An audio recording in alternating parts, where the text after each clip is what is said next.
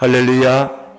오늘 이 밤에 우리의 심령 속에 영혼의 기쁨이 충만하시기를 주의 이름으로 축원합니다. 자, 이제 우리 로마서 1장 8절부터 15절까지 말씀을 중심으로 해서 다시 들어야 할 복음, 이런 제목으로 함께 은혜 나누기를 원합니다.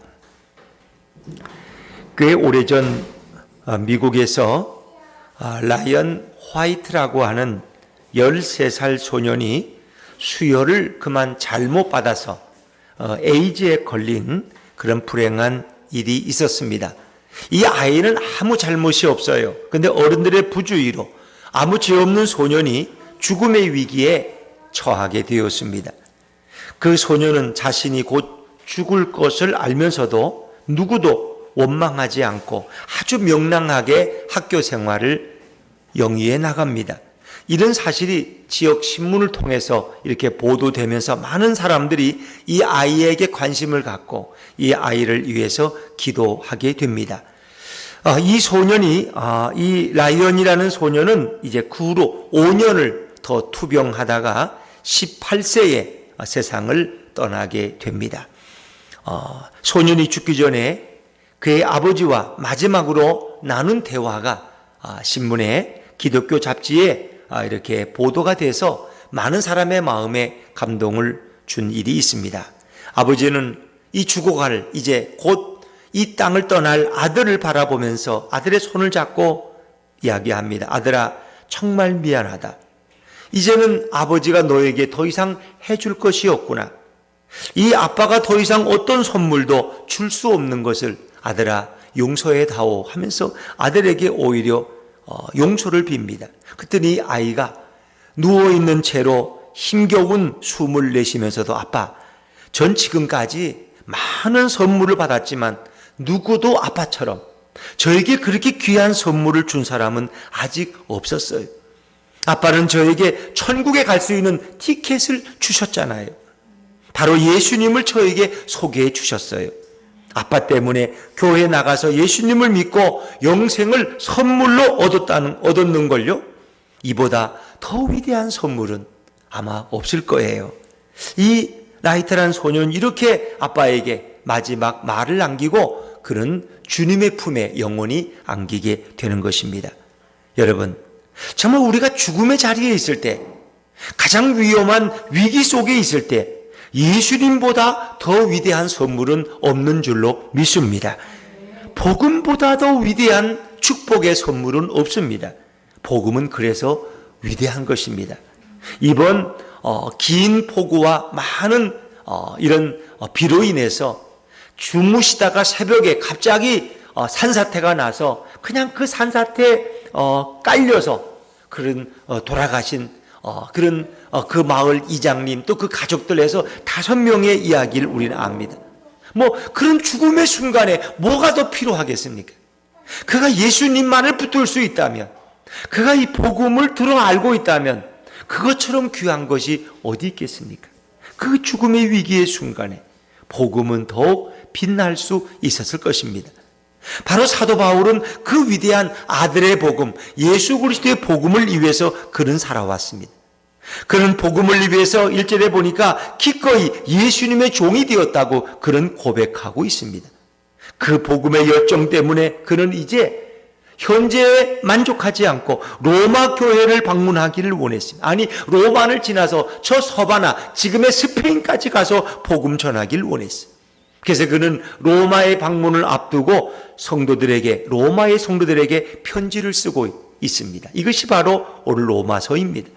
바울은 그 로마서의 서신을 앞에서 이제 수신자와 발신자를 밝히는 인사로 시작했지만 오늘 두 번째 단락에서는 감사의 마음을 그들에게 밝히고 있습니다. 그래서 오늘 본문에는 바울의 감사의 내용, 그리고 바울이 늘 기도하는 그의 기도의 내용, 그리고 바울의 간절한 소원이 오늘 본문 속에 소개되고 있습니다. 자, 우리 오늘 읽은 본문의 8절 말씀을 다시 한번 읽어볼까요? 8절입니다. 8절 시작. 먼저 내가 예수 그리스도로 말미암아 너희 모든 사람에 관하여 내 하나님께 감사함은 너희 믿음이 온 세상에 전파됨이로다. 아멘. 자, 바울의 감사에 아마 첫째는 내가 예수님을 통해서 복음을 알게 되고 내가 복음의 사도가 된 것이 그의 첫 번째 감사였을 것입니다. 그러나 그의 두 번째 감사는 무엇입니까?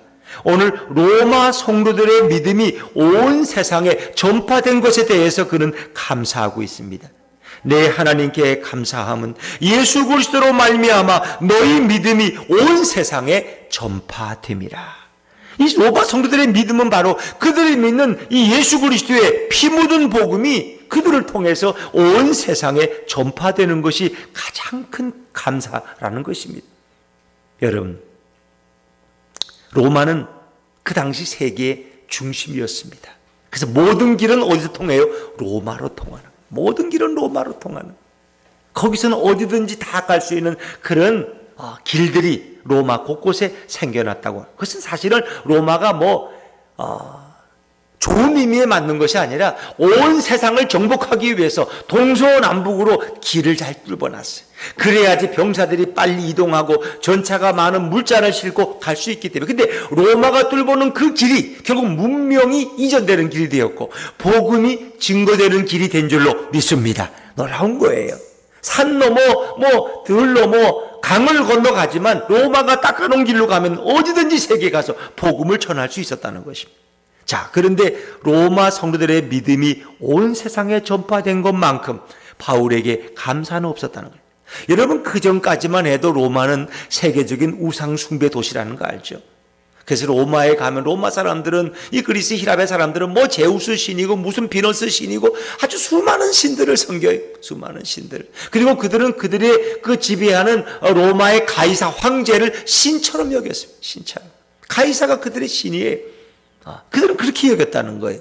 그 우상이 숭배하는 그 부패한, 또 얼마나 영적으로 저질적인 도시였고 얼마나 성적으로 타락한 그런 도시였어요. 그런데 그곳에 가서 교회를 세운 로마에 간 그 개척자들의 그들의 믿음이 아름답게 꽃피어서 온 세상에 소문으로 번지고 있다는 것이 바울에게는 큰 감사였고 큰 기쁨이었다는 것입니다. 여러분, 바울의 감사는 자기 자신에 관한 것이 아닙니다. 집을 사서 감사하고 좋은 차가 생겨서 감사하고 결혼을 하게 돼서 이런 감사가 아니라 정말 그 믿음, 복음의 역사가 그들을 통해서 온 세상에 증거된다는 이 사실 앞에 오늘 바울은 너무나 감사하고 있습니다. 여러분, 그렇습니다. 믿음이 없던 사람이 믿음을 갖게 되는 것이 얼마나 놀라운 일입니까? 하나님을 알지 못하는 영혼들이 정말 하나님을 알게 되는 것이 얼마나 큰 감사였습니까? 그러니까 우리나라에 처음 들어온 그 선교사님들 보면 그렇잖아요. 지금부터 100년, 120년 전에 그저 그들이 좋은 그런 환경, 명문대학을 나온 분들이 이 이름도 들어보지 못한 이 아시아의 끝에 있는 이 조선이라는 나라를 향해서 오잖아요. 그때 무슨 유람선이 있었겠어요? 작은 배 하나 의지하고 오고 또 중국을 통해서 내려오고 그렇게 왔겠죠. 근데 이 풍토병과 사우더가 이기지 못해서 죽어가는 이들이 너무나 많았어요. 그럼에도 불구하고 그들은 이 조선의 생명의 복음의 씨앗이 뿌려지는 것이 그들에겐 큰 감사였고 기쁨이었어요.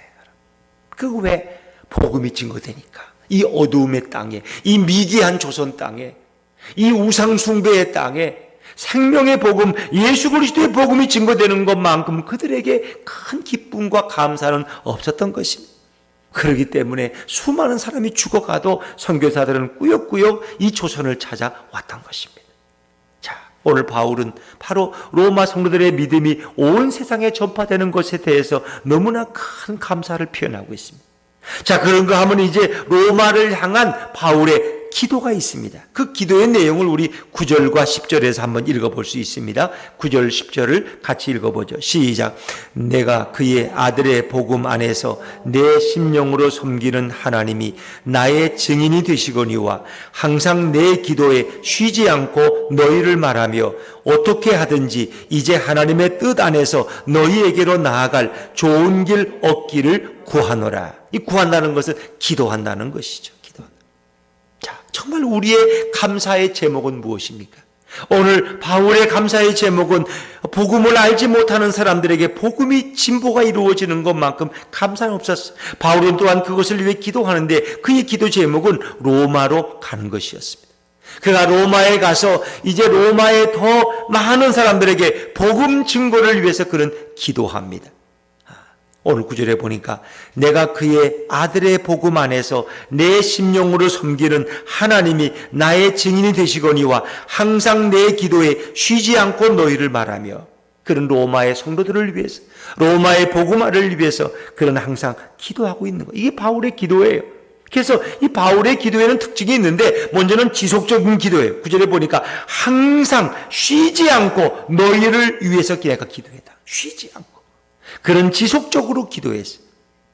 로마를 향한 그 마음을 품고 그런 지속적으로 기도했다. 더구나 그 기도는 하나님의 뜻에 합당한 기도였습니다. 10절에 보니까 어떻게 하든지 이제 하나님의 뜻 안에서 너희에게로 나아갈 좋은 길 얻기를 내가 기도하노라, 그런 뜻이에요.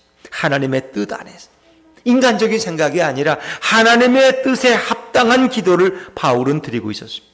더더욱 그것은 아직도 복음을 알지 못하는 로마와 그 주변의 수많은 영혼들을 사랑하는 마음으로 끌어안고 바울은 기도하고 있습니다.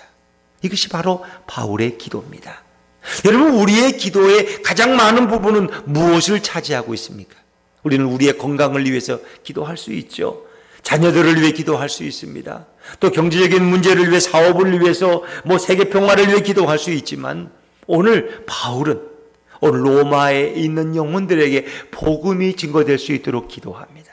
그래서 내가 로마에 가서 그들을 위해서 더 많은 이들에게 복음을 증거하기 위해서 바울은 지속적으로 기도하고 하나님의 뜻에 합당한 기도를 드리고 사랑이 충만해서 기도하고 있다는 것입니다.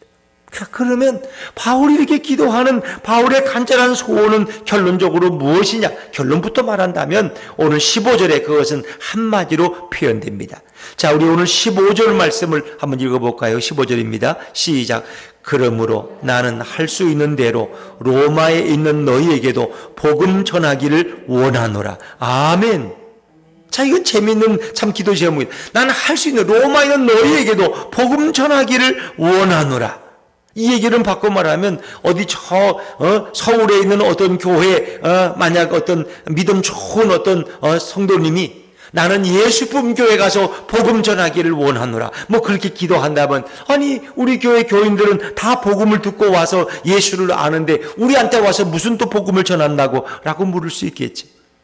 바울은 지금 로마 교회의 성도들에게 편지하면서 로마에 있는 너희에게도 내가 복음 전하기를 원하노라, 이렇게 그가 간구하고 그 소원을 밝히고 있습니다. 자, 그러면 이 로마서를 받는 수신자들, 로마의 성도들은 도대체 어떤 사람들일까요? 오늘 우리가 읽지 않은 부분이지만 6절, 지난주에 읽은 6절의 말씀 보면 너희도 그들 중에서 예수 그리스도의 것으로 부르심을 받은 자니라. 이미 로마의 성도들도 예수님의 소유로 부르심 받은 자들이에요. 인침 받은 자들이에요. 그럼 적어도 그들도 구원받은 자들이 아니겠습니까? 또 7절에 그들은 하나님의 사랑을 이미 받아서 부름받은 자들이에요. 자, 우리 7절 말씀도 한번 읽어볼까요? 7절입니다. 시작. 로마에서 하나님의 사랑하심을 받고 성도로 부르심을 받은 모든 자에게 아멘. 여기까지만. 그렇죠. 그들도 하나님의 사랑하심을 이미 경험했고 그 하나님의 사랑하심 때문에 이미 부르심받은, 성도로 부르심받은 자들이 로마의 교인들이에요. 자, 그런데 바울은 이제 그들에게 복음 전하기를 원한다는 거예요. 8절에 보니까 그들의 믿음이 온 세상에 전파된, 바로 그런 자들. 그러니까 로마 교인들은 적어도 그들의 신앙이, 자기들의 믿음이 다른 지역에 전파될 수 있는 그런 능력을 가진 성도들이라는 거예요. 그러니까 로마 교인들 나름대로 신앙의 뿌리를 가진 자들이에요. 그들의 복음의 역사, 그들의 믿음이 온 세상에 이미 전파된 사람들. 그러니까 그건 보통 믿음의 사람들이 아니잖아요. 예수품 교회 성도들의 그 신실한 이야기가 만약에 다른 지역의 사람들에게도 증거됐다면 그 예수품 교회 성도님들은 참 뜨겁게 기도하는구나, 우리가 생각할 수 있잖아요. 여러분, 어느 보로 보나 로마 성도들은 이미 훌륭한 성도들입니다. 그리고 로마 교회는 이미 각 지역의 소문난 교회입니다. 이렇게 믿음이 좋고 신앙생활 잘하는 성도들에게 왜 굳이 복음을 전하려고 바울은 가기를 원했고 기도하고 있는가 하는 것입니다. 그래서 바울은 끈질기게 내가 너희에게 나아가기를 원한다는 말을 반복해서 그는 강조하고 있습니다. 10절에 보니까 너희에게로 나아갈 좋은 길 얻기를 구하노라 그랬어요. 너희에게로 나아갈 좋은 길 얻기를 구하노라. 그런 상황, 그런 여건, 그런 환경이 만들어지기를 그런 위해서 기도하고 있습니다. 11절에도 너희 보기를 간절히 원하노라. 자, 우리 11절 말씀을 한번 다시 읽어볼까요? 11절입니다. 11절 시작. 내가 너희 보기를 간절히 원하는 것은 어떤 신령한 은사를 너희에게 나누어 주어 너희를 견고하게 하려 함이니. 이 어떤 또 무슨 이런 말로 옛날에 쓰이는데 정말 그들에게 어떤 영적인 신령한 은혜의 선물을 나눠 주어서 너희를 견고케 하려 하는 것이 바울의 목적이라고 합니다. 그런데 내가 너희 모기를 간절히 원하는 것은 오늘 바울은 그렇게 로마 교인들에게 가기를 그들을 만나기를 원하고 있습니다. 또 그것을 위해서 그는 여러 번 시도했다고 고백합니다. 자, 13절 말씀 한번 건너뛰어서 읽어볼까요? 13절 시작. 형제들아 내가 여러 번 너희에게 가고자 한 것을 너희가 모르기를 원하지 아니하노니 이는 너희 중에서도 다른 이방인 중에서와 같이 열매를 맺게 하려 함이로되 지금까지 길이 막혔도다. 여러 번 시도했는데 그때마다 길이 막혔어요. 사실 이 편지를 쓰고 있는 지금 바울의 모습은 어떤 겁니까? 그가 체포되어서 예루살렘으로 재판을 지금 받으러 있어요. 천부장이 그를 호위해가지고 왜? 유대인들이 그를 돌로 쳐 죽이려고 하기 때문에. 지금 그런 상황 속에서 그는 이 편지를 써서 자기 아는 어떤 다른 사람을 통해서 로마 교회에 이 편지를 보내고 있는 겁니다. 지금 그는 죄수의 어떻게 보면 심정이 되어서 예루살렘으로 재판을 받으러 올라가는 그런 죄수의 모습입니다. 그러나 그는 그런 상황 속에서도 그런 로마에 가기를 위해서 끈질기게 시도했고 그것이 지금까지 길이 막힌 상황을 설명합니다. 이방 교회에도 맺어진 열매처럼 로마 교회에도 그런 열매가 맺어지길 원한다. 이 열매라는 건 뭘까? 아마 그것은 구원의 열매, 생명의 열매를 생각할 수 있겠죠. 예수를 모르는 사람에게 복음이 증거되는 것, 또 로마 교인들이 더 아름답고 성숙한 믿음으로 자라나는 것, 또 그들을 통해서 더 많은 영혼들이 예수 앞에 나오는 것, 그것이 바로 열매라고 말할 수 있겠죠. 꼭 집어 설명할 수는 없지만 로마 교회에 뭔가 엄청난 신앙적인 은혜와 청숙과 축복을 주고자 오늘 바울은 로마에 가기를 그렇게 원했고 지금까지 기도하며 시도하고 있다는 것입니다. 그러면 결론적인 대답의 말씀은 무엇입니까? 예수님의 복음은 하나님을 알지 못하는 세상 사람들에게만 필요한 것이 아니라는 것입니다. 복음은 누가 들어야 되느냐? 예수 믿고 나는 10년 되었어요. 나는 30년 되었어요. 나는 50년 되었어요. 이미 하나님을 믿고 이렇게 오랜 시간이 경과된 사람들에게도 복음은 다시 전해져야 되고 그들에게도 복음은 필요하다는 사실입니다. 복음은 믿는 자에게도, 아니 복음은 목사에게도, 복음은 장로에게도, 권사에게도 여전히 필요하다는 것입니다. 여러분, 로마 교회는 이미 설립된 지 20년이 지났습니다. 여러분, 20년이란 세월이 이제 저희 교회는 이제 내년 1월이면 2년이 되어지는데 20년이 지나면 교회가 그래도 아름답게 뿌리를 내리고 역사와 전통을 가진 교회가 아니겠습니까? 그런데 교회가 10주기를 맞이하고 20주기를 맞이하면서 처음에 그 가졌던 순수성과 열정을 서서히 상실할 수 있다는 것입니다. 우리가 처음에 예수 믿고 또 너무 좋아하면서 밤낮으로 교회 예배당을 찾고 또 세례를 받고 너무 좋아서 교회와 살다시피 할 때에 그런 어떤 처음에 순수한 열정을 생각해 보면 지금 우리는 그때의 모습과 얼마나 달라져 있는가라고 생각해 볼 수 있지 않습니까? 어찌 보면 우리는 10년, 20년이 지나면 습관적으로 교회 가는 것을 결정하고 그저 늘 하던 일을 반복해서 할 수 있지만 가슴 떨리는 심정으로 예배당을 찾고 목사님의 설교를 기대하는 그런 아마 처음에 가졌던 그런 순수한 가슴 끓는 뭔가 그 신선한 그런 믿음은 어디로 가버렸는지 식어져 있다고 생각되지 않습니까? 여러분, 우리가 뭐 부부의 관계에 꼭 그렇게 적합한 비유라고는 할 수는 없지만, 여러분 처음 누군가로 소개를 받고 처음 그를 대면했을 때 그 가슴 떨리는 심정, 바지를 입을까? 짧은 치마를 입을까? 아니면 원피스를 입을까? 화장은 좀 진하게 할까? 연하게 할까? 입술 색깔은 어떤 걸로 할까? 머리는 좀 어떻게 내릴까? 뭔가 이런 고민을 가져보지 않습니까? 근데 여러분, 20년 결혼 생활한 사람분이 남편을 한 달 만에 만나는데 머리를 어떻게 할까? 입술을 진하게 칠할까? 연하게? 이 고민한 적 있어요? 안세라 집사님 고민해봤어요? 고민할 것도 없죠. 그저 아무거나 입던 거 입고 나가면 되는 거지 뭐. 맨날 보는 사람인데. 그런 거죠. 그러나 처음 만날 때에 그분들의 첫 번째, 두 번째, 세 번째 데이트에서는 뭔가 지금도 머릿속에 선하게 기억되지 않습니까? 어쩌다가 이렇게 손만 부딪혀도 뭔가 가슴이 절려오고 뭔가 전기가 내게 먹은 것처럼 그런 느낌. 그러나 10년, 20년을 살면은 전혀 그런 느낌을 느끼지 않아. 어찌 보면 우리 복음이라는 것도 그런 거 아닙니까?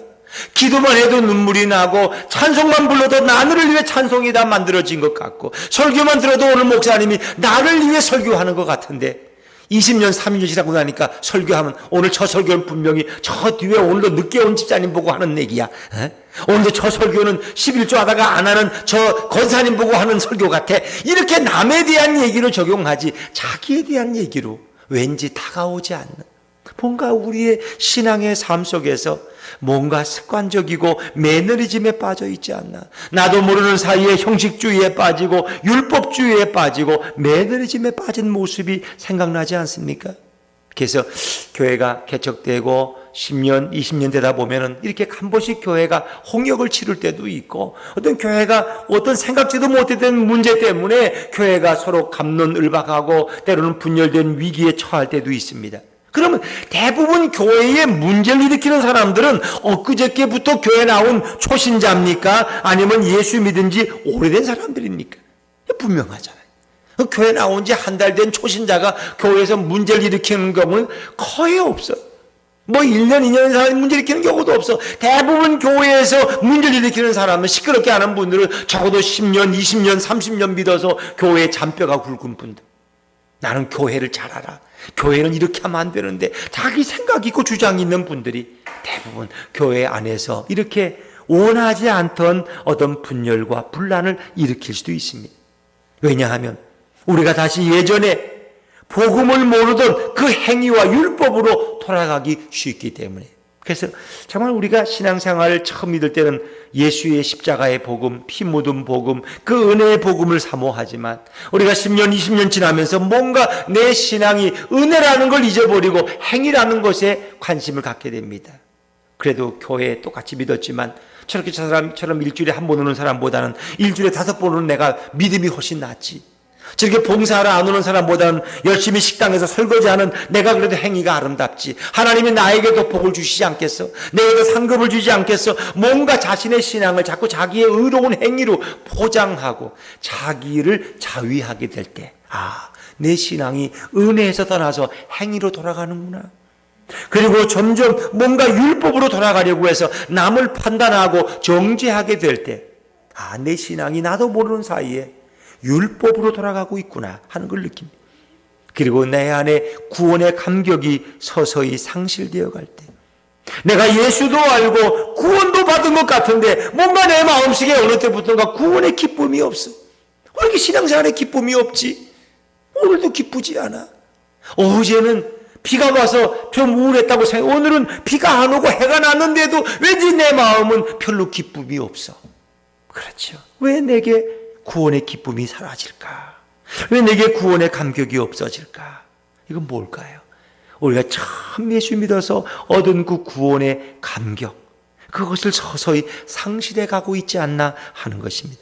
그러기에 오늘 바울은 로마 교인들을 향해서 여러분이 복음을 다시 들어야 한다고, 그래서 내가 여러분에게 가서 더 신령한 은사로 여러분에게 믿음의 선물을 주어야 된다고, 그런 사명을 가지고 기도하고 있지 않을까요? 어찌보면 바울이 이렇게 로마로 가는 것은 뭔가 자기를 드러내기 위해서, 자기의 어떤 놀라운 다메섹 도상의 회심을 간증하기 위해서, 나 같은 이런 대사도가 이렇게 명문 학벌을 가진 대사도가 있다는 것을 그들에게 자랑하기 위해서 그럴까요? 로마에 간 사도들은 뭐 베드로니 요한이니 다 시원치 않은 어부 출신들인데 난 적어도 가말리엘 문화에서 오늘날로 보면 명문대학을 나온 로마의 시민권을 가진 이런 지식인인데라는 걸 증거하기 위해서, 자랑하기 위해서 그랬을까요? 아니에요. 바울은 로마 교회를 위해서 끊임없이 기도하는데 그의 마음속에 성령께서 바울아, 네가 로마에 가서 그들의 믿음을 다시 세워야 돼. 그들의 믿음이 다시 순수함을 잃어버리고 은혜에서 행위로, 복음에서 율법으로 떨어지고 있구나. 너가 가서 그들의 믿음을 새롭게 하지 않으면 로마 교회는 얼마 못 가서 다시 바리새인과 서기관들의 믿음으로 전락해 버릴 거야. 하나님은 그에게 말씀하셨어. 예수님은 말씀하셨기 때문에 이제 하나님의 뜻 안에서 그런 로마에 가기를 위해서 끊임없이 기도했고 하나님이 그 길을 열어주시게 되는 것입니다. 여러분, 우리의 고질적인 질병을 치료할 약은 복음 외에는 없는 줄로 믿습니다. 예수 그리스도의 십자가에 피 묻은 복음 외에는 우리의 고질적인 병을 고칠 수가 없어요. 그래서 한국 교회가 참 이렇게 훌륭한 장로님들도, 우리가 일제시대 때부터 참 훌륭한 장로님들 많죠.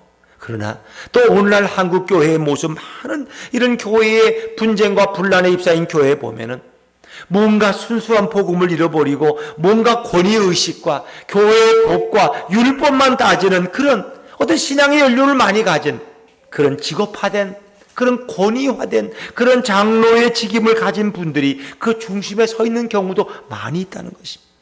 그분들이 정말 초신자처럼, 어린아이처럼 그 복음을 받아들이지 않고서는 그들이 교회들에게 오히려 위로를 주고 격려를 주기는커녕 상처를 주고 아픔을 주고 판단하고 정죄하는 분이 될 수 있고 오히려 신앙의 걸림돌이 되는 경우도 상당히 많다는 거죠. 어떤 교회 가면 우리 교회는 목사님이 문제야, 또 그렇게 말하는 분도 있고, 어떤 교회 가면 우리 교회는 저 오래된 장로님이 문제야, 저분이 왜 빨리 안 들어가시는지 몰라. 그분이 돌아가시면 또 그분의 아들이 또 장로가 돼가지고 또 오시는 목사님들 또 힘들게 하더라고. 3대가 장로님도 봤어, 난 시골교회. 근데 그 가족들이 그렇게 목사님들 다 힘들게 모셔오고 또 얼마 있다가 또 나가시라 그러고 내쫓고 계속 그 일. 왜 그렇습니까? 거기에 십자가의 복음이 없어서, 예수 그리스도의 피 묻은 십자가의 은혜의 복음이 없으니까 우리가 주권자의 노릇을 하고 재판관의 노릇을 하고 정죄하는 노릇을 하는 것입니다. 정말 바울은 로마 교인들 속에 주님을 다시 전하고 싶은 뜨거운 열망이 넘쳤기 때문에 그런 로마에 가기를 그토록 원하고 그것을 위해서 기도했습니다. 지금 바울의 마음속에는 어떤 마음이 있습니까? 그런 빚진 자 의식을 가지고 있어요. 자, 우리 14절 말씀 한번 읽어볼까요? 14절 시작. 헬라인이나 야만인이나 지혜 있는 자나 어리석은 자에게 다 내가 빚진 자라. 아멘. 헬라인이나 야만인, 이 헬라인이라는 것, 다시 헬라 문화라는 것이 세계적인 문화였어요. 이 지식 문화였어요. 그러니까 이 헬라 문명을 접한 사람들은 다 지식인이야. 그리고 헬라어를 해서 헬라어. 지금 영어를 못하면 좀 우리가 저 사람 별로 우리 세계적인 사람은 아니네 할 수도 있지만, 헬라어를 하면은 그 지식 있는 사람이고 문명을 아는 사람. 근데 야만인은 헬라어를 배우지 못한 이민족들, 그들은 다 야만인이라고 표현했어요. 헬라어를 할 줄 모르니까. 헬라 문명을 모르죠. 그리고 지혜 있는 자나 어리석은 자에게 나는 다 빚진 자라. 그가 헬라 문명에 있든 헬라 문명의 영향을 받지 않았든 지혜에 있든 어리석은 자에게 나는 복음의 빚진 자라는 거예요. 그러니까 바울은 늘 복음의 빚진 자 의식을 가지고 있어요. 왜 그런지 아세요, 여러분? 바울은 원래 유대교에서 바리새인입니다. 바리새파 출신이고 가말리엘 학파에서 율법을 배운 사람이에요. 그렇기 때문에 그가 볼 때 유대인의 입장에서 보면은 저 기독교라는 것은 이단이야, 이단. 그리고 저 기독교의 창시자로 불리는 저 예수님은 적그리스도야. 뭔가 저건 거짓 선지자야. 이렇기 때문에 예수 믿는 사람들을 핍박하던 것이 바울의 모습이야. 그런 당연히 심판받아서 죽어야 될 사람이에요. 예수님께서 다메섹도상에서 그 사울에게 나타나셨고, 너는 내가 핍박하는 예수다. 그러면서 죽어야 될 그를 오히려 살리셔서 복음의 대사도가 되게 하셨어요. 그러니까 그 은혜가 얼마나 큰가. 그냥 그대로 예수님이 그를 방치했다라면 그런 예수 믿는 크리스찬들을 죽이고 잡아가고 고문하다가 지옥 갈 인생이야. 예수도 모르고 예수도 안 믿고. 그런데 그가 어떻게 됐습니까? 그가 정말 이렇게 예수님을 알게 되고 예수님의 은혜로 선교사가 되어서 이제 로마로 가기를 위해서 기도하는 자가 됐어요. 그것은 그가 복음에 빚진 자다. 아무런 정말 그런 구원받을 자격이나 조건이 없는 만삭되지 못하여 난 자 같은 자기에게 예수님이 그 복음의 은혜를 부어주셔서 자기를 위해 십자가에 죽으시고 내게 영원한 생명을 주시고 나를 더구나 선교사로 대사도로 삼아주신 것은 너무나 놀라운 은혜이기 때문에 그런 그것을 빚졌다고 생각하는 거예요. 복음에 빚진 자. 여러분, 우리가 살다 보면 누군가에게 빚을 질 수 있잖아요. 우리가 어릴 때는 뭐 다 어려웠으니까 이렇게 아침에 아침거리가 없고 쌀이 없으면 야, 너 가서 쌀집에 가서 문 두드려 가지고 쌀 한 대빵만 좀 꼬가져 와라. 달라 그래라 엄마가. 그러면 지난달에 꼬은 거 하고 다음 달에 월급 타면 갚는다 그래라. 이제 그렇게 말할 수 있어요. 급한 뭐 손님이 오면 대접하고 식은 밥밖에 없으니까 가서 라면 2개만 좀 외상으로 가져와라. 그럼 옛날에는 가게마다 다 외상 장부가 있어. 그래가지고 이거 다 적어놔. 그러면 또 갖다 주고 또 외상하고 이렇게. 그런데 외상을 6개월, 1년 동안 못 갚았다. 그러면 그 다음에 어떻게 해요? 그 집을 갈 수가 없어요. 그리고 그 집 앞을 지나가기야 미안해. 그러면 뭐로 돌아다니. 왜? 빚진 자니까. 빚을 못 갚으니까. 자, 여러분, 우리가 복음에 대해서는 빚진 자 의식을 가져본 적이 있습니까? 나는 이렇게 죽어야 될 운명이 예수님을 통해서 복음을 알게 되고 내가 예수를 믿고 내가 구원받은 백성이 됐는데 나는 어찌 보면 거저 예수를 믿게 되고 거저 이렇게 쉽게 복음을 알게 됐는데 나는 다른 사람에게 정말 내가 이렇게 구원받은 것처럼 또 그 복음을 전해야 되지 않나. 내가 거저 구원받았으니 나를 통해서 또 누군가가 예수님 앞에 나올 수 있다면 얼마나 좋을까. 그래서 늘 거룩한 복음에 대한 부담감, 내가 전도하지 못하는 것에 대해서, 내가 복음을 전하지 못하는 것에 대해서 어떤 거룩한 부담감을 가지고 살아간다면 그것을 우리는 빚진 자 의식이라고 말할 수 있습니다. 근데 우리 마음속엔 요즘은 우리는 전도 안 해도 마음이 역시 평안하잖아. 그렇죠? 전도 안 한 것 때문에 이렇게 미안해하고 아이고 목사님 요즘 전도가 됩니까? 또 목사님 자신도 여러분에게 전도하란 말 하기가 미안해. 나도 못하면서 누굴 보고 전도하라. 요즘 전도가 어디 쉬워요? 교회가 이렇게 손가락질 받고 핍박받는 상황에서 어려우니까 이 목사도 전도하라고 말하기가 어렵고 교인들도 그 말을 안 해줬으면 좋겠고 그러니까 별로 거기에 대한 부담감을 갖지 않아요.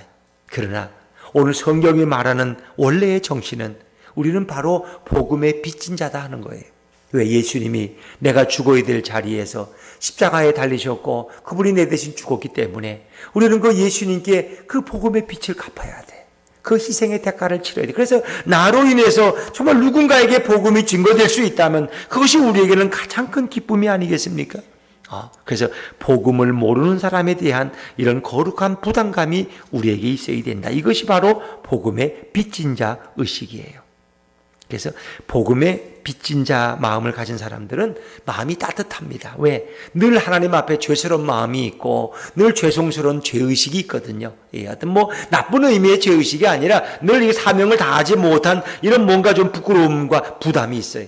그러나 내가 하나님 앞에서 내 할 일을 다 했다고 생각하는 떳떳한 사람들은 뭔가 이렇게 늘 당당해.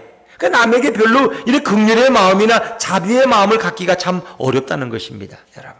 그래서 우리는 내가 때를 얻든지 못 얻든지 정말 나를 통해서 복음이 증거될 수 있다면, 나를 통해서 예수님이 누군가에게 전해질 수 있다면 그것은 아름다운 복음의 사건이다 라고 말할 수 있습니다. 제가 전에 섬기던 교회에 저는 그분을 뵙지 못했습니다만 그분의 이제 자녀들이 우리 교회에 다녔는데 오종숙 권사님 돌아가신 분이죠. 근데 그분이 이제 아주 예전에 그 신길동이 가난하고 어려울 때 바로 교회 뒷동네에 살으셨던 아주 믿음 좋은 권사님이셨는데 그 마당에 옆집에 호솔한 집에 사는 한 9살, 7살 된 아이가 마당에 와서 놀아요. 근데 그 어머니가 이렇게 폐병 비슷한 병이 있어가지고 늘 이렇게 피를 토하고 몸이 아주 늘 이렇게 병치레를 해요.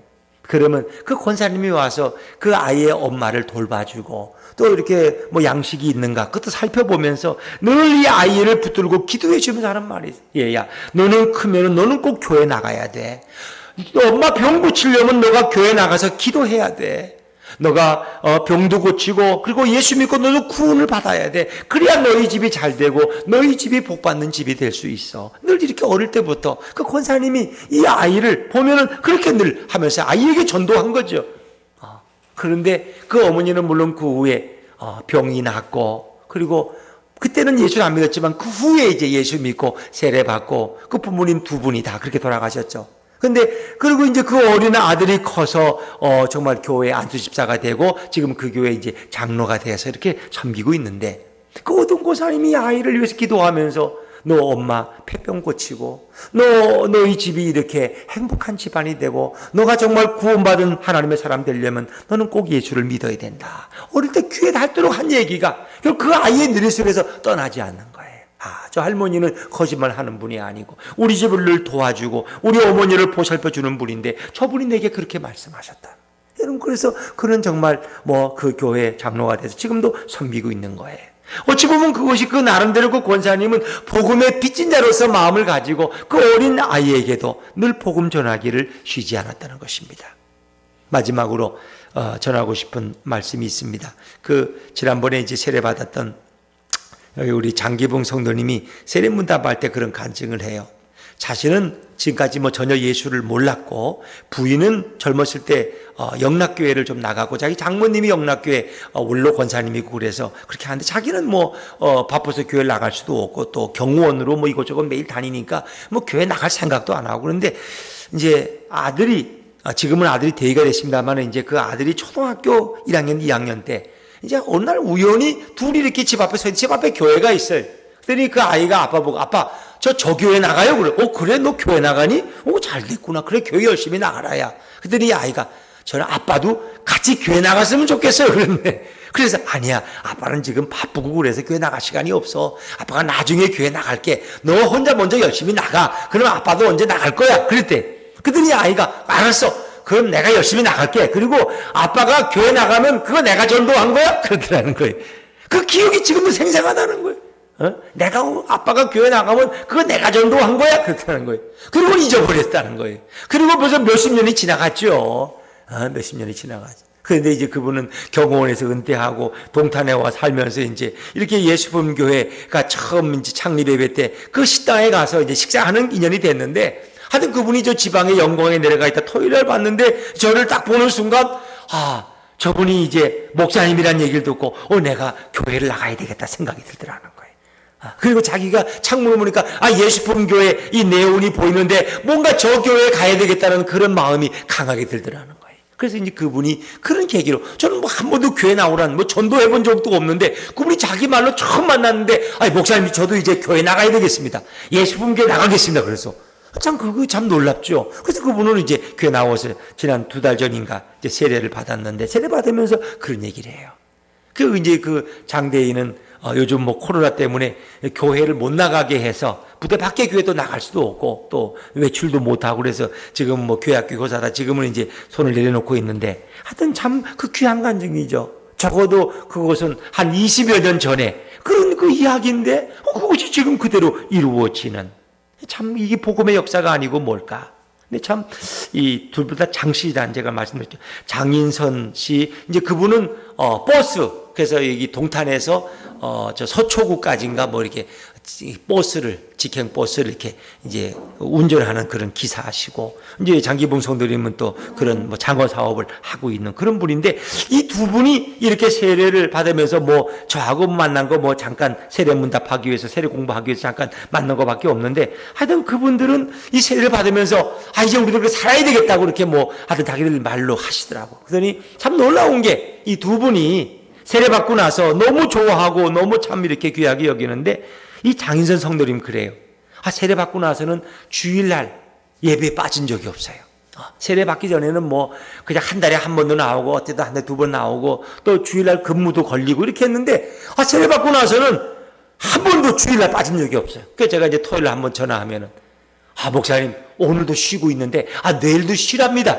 그래서 그냥 주일날도 근무면 교회를 못 나오니까. 근데 계속해서 참 자기도 놀랐다는 거예요. 어떻게 토요일도 쉬는데 어떻게 주일도 쉴 수 있냔 말이에요. 그래서 늘 교회에 나와서 예배 드리면서 그렇게 기뻐해요. 더구나 감사한 건 그 두 분이 세례 받고 나서 액수가 많고 적고가 에 따라서 그분들이 11조를 드린다는 거예요. 자기도 세례받고 11조 한다는 건 쉽지, 내가 목회해도 쉽지 않아요. 적어도 이제 재직이 되면은 막 교회에서 협박을 하고 11조를 안 내면 재직이 될 수 없다고 이렇게 뭐 협박조로 얘기하고 또 설득을 하고 또 재직 훈련을 하고 이래서 겨우 내기도 하고, 그래도 안 내는 사람은 또 안 내. 한 번 내다가 또 못 내고. 근데 이분들은 세례받았는데 그 다음 주부터 11조를 내는 거예요. 참 그분들의 상황에 하면 이거 보통 일이 아니죠. 왜? 처음 예수 믿은 분들인데. 그래서 저게 바로 복음의 역사구나. 그분 누구에게나 돈이 아깝지 않겠습니까? 그렇죠? 몇십만 원의 돈은 자기에 꼭 필요한 돈이고, 두고 두면 노후에도 필요한 돈인데, 그러나 그걸 주님 앞에 드릴 수 있는 결단은 이 복음의 능력이 아니면 어렵다는 거죠. 저는 이것이 복음이라고 생각합니다. 바로 예수님의 복음, 아들의 복음, 하나님이 우리에게 주신 살아계신 그리스도의 복음, 그것이 인간을 변화시킬 수 있는 것입니다. 세상을 변화시킬 수 있는 것은 복음밖에 없습니다. 이 복음이 너무 위대한 거예요. 그 아들의 피 묻은 복음. 오늘도 바울은 그 복음을 로마 교회 성도들에게 전하기 위해서 로마에 가기를 위해서 기도했습니다. 오늘 우리들도 그 복음을 증거하기 위해서 우리가 기도를 하고 주님의 뜻을 구할 수 있다면 얼마나 좋겠습니까? 우리 마음속에 예수 그리스도를 모시고 그 아들의 복음을 위해 살아갈 수 있는 저와 여러분의 삶이 되기를 주의 이름으로 축원합니다. 기도하겠습니다.